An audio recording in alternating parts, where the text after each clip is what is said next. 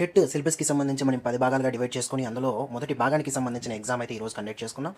దీనికి సంబంధించి చాలామంది డీఎస్సీ రాయబోయే అభ్యర్థులతో పాటు ఇన్ సర్వీస్ ఉపాధ్యాయులు కూడా ఎంతో చక్కగా ఈ యొక్క ఎగ్జామ్స్ అయితే ఉపయోగించుకున్నారు.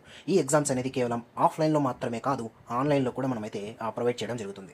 అయితే దీనికి సంబంధించిన మరింత సమాచారం కోసం స్క్రీన్ పైన కనిపిస్తున్న నెంబర్‌కైతే కాల్ చేయండి. మనకు ఇచ్చిన నోటిఫికేషన్‌లో ఉన్న సిలబస్‌ని మొత్తం కూడా ఆధారంగా చేసుకొని దీన్ని 10 భాగాలుగా డివైడ్ చేసాం. ఇందులో భాగంగా మనం ప్రతి భాగానికి సంబంధించి 3 రోజులు గ్యాప్ ఇచ్చి, ఆ 3 రోజుల చివర 150 మార్కులతో మనకు టెట్ ప్యాటర్న్‌లో ఎగ్జామ్ అయితే కండక్ట్ చేస్తాం. ఈ ఎగ్జామ్‌లో మీరు రాయడం ద్వారా వితిన్ షార్ట్ టైంలో నిర్దిష్టమైన సిలబస్‌ని మీరు సింపుల్‌గా కంప్లీట్ చేసేసుకొని, ఆ విధంగా మీరు రెండవ భాగానికైతే వెళ్తారు. ఈ విధంగా మీరు చేస్తూ పోతే చివరికి ఓవరాల్ సిలబస్ పైన మీకు పట్టు రావడం జరుగుతుంది. టెట్ ఎగ్జామ్‌ని ఈజీగా క్రాక్ చేయడానికి అవకాశం అయితే ఉంటుంది. గుర్తుంచుకోండి, మనం చిన్న చిన్న అడుగులు వేసుకుంటూ వెళ్తేనే గమ్యాన్ని అయితే ఖచ్చితంగా రీచ్ అయితే కాగలం. ఈ విషయాన్ని అయితే గుర్తుపెట్టుకోండి.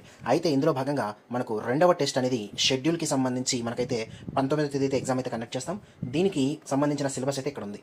ఉదాహరణకి సైకాలజీ సంబంధించి వికాసము, దృక్పథాలు. ఇందులో భాగంగా వికాసము, పెరుగుదల, పరిపక్వత, వికాస నియమాలు, వికాస కారకాలు, వికాస మైలురాళ్ళు, ఆటంకాలు మరియు మనోవిజ్ఞాన శాస్త్ర విభాగాలు ఇవన్నీ కూడా మనకైతే ఇక్కడ కనిపిస్తాయి. దానితో పాటు బిట్ ఖచ్చితంగా వచ్చే టాపిక్ అయినటువంటి వికాస దశలు, సాంఘిక, ఉద్వేగ, భాష, నైతిక, క్రీడా వికాసాలు మరియు ఆత్మభావన, నోమ్ చామ్స్కీ మరియు కాల్ రోజర్స్ గురించి ఇందులో అయితే మీరు చదవాలి. అయితే తెలుగులో సంబంధించి 5th క్లాస్ టెక్స్ట్ బుక్ మొత్తం కూడా చదవాలి. మెథడాలజీకి సంబంధించి బోధనా లక్ష్యాలు చదవాలి. ఇంగ్లీష్కి సంబంధించి గ్రామర్లో భాగంగా helping verbs, model auxiliaries, ordinary verbs, దీనితో పాటు ట్రాన్సిటివ్ మరియు ఇంట్రాన్సిటివ్ వర్బ్స్ సంబంధించిన ఇన్ఫర్మేషన్ చదవాలి. ఇంగ్లీష్ మెథడాలజీకి సంబంధించి ఆబ్జెక్టివ్స్ ఆఫ్ టీచింగ్ ఇంగ్లీష్ చదవాలి. మ్యాథ్స్కి సంబంధించి సంఖ్యాశాస్త్రంలో మీకు ఈ టాపిక్స్ అయితే ఇవ్వడం జరిగింది. ఏ ఏ తరగతులు ఉంటాయి కూడా మెన్షన్ చేశాం.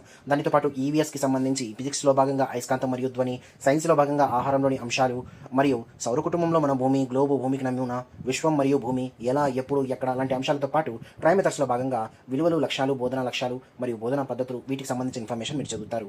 ఇది మొత్తం చదివిన తర్వాత మీకు దీనికి సంబంధించిన టెస్ట్ అనేది కేవలం టెట్ ప్యాటర్న్లోనే మీకు 19వ తేదీ అయితే కండక్ట్ చేయడం జరుగుతుంది. అయితే గుర్తుంచుకోండి, ఈ అంశాలన్నీ చదవడానికి మీ దగ్గర 8వ తరగతి వరకు టెక్స్ట్ బుక్స్ అన్నీ ఉండాలి. దీనికి లింక్డ్ అప్ 10th క్లాస్ వరకు కూడా ఉండాలి.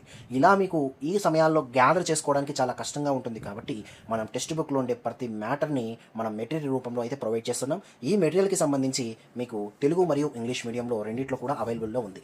అయితే దీనికి సంబంధించి మనకైతే ఈ యొక్క మెటీరియల్ మీరు ఎవరైతే పర్చేస్ చేస్తారో అందులో క్లిష్టమైన టాపిక్స్ని కూడా మీరు ఈజీగా అర్థం చేసుకోవడం కోసం రాష్ట్రంలో ఎక్కడ లేని విధంగా మెటీరియల్ కొంటే ఆన్లైన్ క్లాసులు మనమైతే ఫ్రీగా ఇచ్చేస్తున్నాం. ఈ విషయాన్ని అయితే గుర్తుపెట్టుకోండి. అయితే దీనికి సంబంధించి కొరియర్ ఛార్జెస్ మాత్రం ఎక్స్ట్రాగా మీరు పే చేసుకోవాల్సి వస్తుంది. అయితే ఈ యొక్క మెటీరియల్స్ అనేది కేవలం 2,500 రూపాయలకే. గుర్తుంచుకోండి, ఈ యొక్క మెటీరియల్స్ మీరు కొనుగోలు చేయడం ద్వారా వర్క్ బుక్స్ అనేవి ఫ్రీగా ఇవ్వడంతో పాటు మీకు ఆన్లైన్ క్లాసెస్ కూడా ఫ్రీగా ప్రొవైడ్ చేస్తాం.